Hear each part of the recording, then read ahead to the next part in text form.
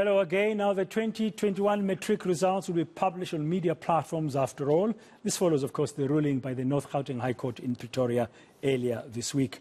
The Basic Education Department initially announced that it will not be publishing the results due to the recently introduced Protection of Personal Information Act. That's the POPI Act. The Minister, eNCA Motshekga, due to present the National Senior Certificate results this evening.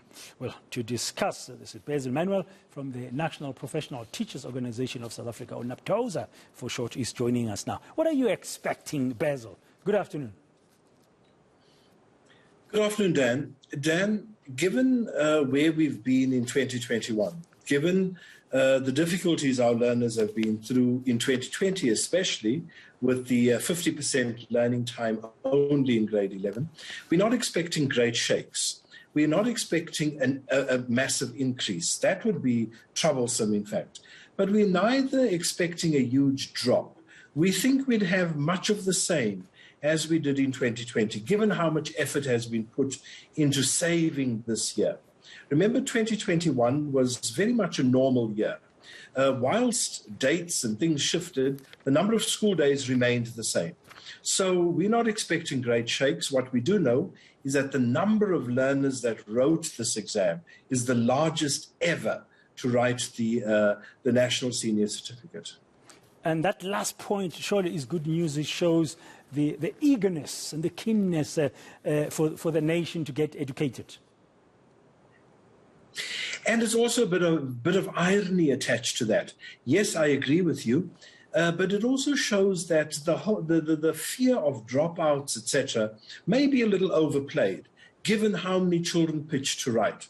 That there have been dropouts is a given, but it is also such a positive. It shows the keenness. It shows the investment people are making into the matric exam. It's a high-stakes exam for many, many people. They see it as a rite of passage, as the last thing that everyone needs to have.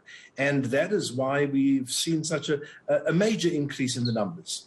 Yeah, just the other day, the chairperson of the Quality Assurance Council, Umalusi, Professor Folming, saying after a young person gets the ID at the age of 16, the matric certificate is the next important document in that young life. When you were listening to Umalusi's pronouncements of approval of the matric 2021 results in terms of quality, Basil, what went through your mind? What were you thinking about when they heard that the quality was, it's okay? We had those few incidents in KwaZulu-Natal and Gauteng where there were some leaks of some papers. First of all, Dan, let me touch on the latter part. It's always worrying when there is some fiddle going on. And when it comes down to principals opening papers early, it's even more disturbing because they should know better. We shouldn't be having that, and I hope that gets nipped in the bud quickly. But overall in the announcement, some of the positive things were how many few subjects had to be adjusted. How many subjects in the vast majority where they used the raw marks, in other words, the real marks, and there was no reason to make adjustments either up or down. Now, that is a positive. It says the system is maturing, but it also says that the quality of the exam papers is leveling out. Remember, the purpose of standardization is to see that a child who writes in 1 year is not more advantaged or disadvantaged than a child who writes in the next year, even if the examiners were different. And this shows a certain maturing of it. And I think that there's been a good balance of fairness, even how Umalusi has looked at it. Look, we don't always agree.